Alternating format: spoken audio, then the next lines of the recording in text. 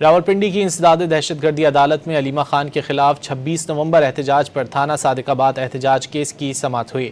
عدالت نے آئندہ سماعت پر مقدمے کے آخری و اہم گواہ کو طلب کر لیا ہے۔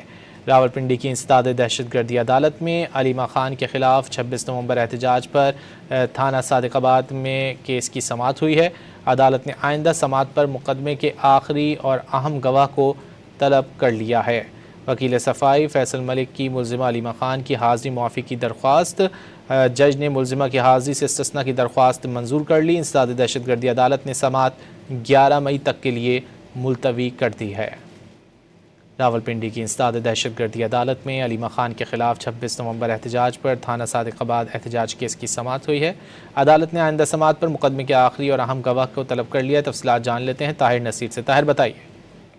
جی بالکل، دیکھیں علیمہ خانم کے خلاف 26 نومبر احتجاج کیس کی سماعت راولپنڈی کی انسداد دہشت گردی عدالت کی جج امجد علی شاہ نے کی۔ دوران سماعت علیمہ خانم کے وکیل نے حاضری سے استثناء کی درخواست دائر کی اور عدالت کو آگاہ کیا کہ علیمہ خانم آج عدالت میں پیش نہیں ہو سکتی۔ عدالت نے علیمہ خانم کی حاضری سے استثناء کی درخواست منظور کرتے ہوئے آئندہ سماعت پر مقدمے کے آخری اور اہم گواہ کو بھی طلب کر لیا ہے۔ کیس کی مزید سماعت 11 مئی تک کے لیے ملتوی کر دی گئی ہے۔ علیمہ خانم کے خلاف یہ 26 نومبر احتجاج کا مقدمہ تھانہ صادق آباد میں درج ہے۔ جی بہت شکریہ طاہر نصیر ان تفصیلات کے لیے۔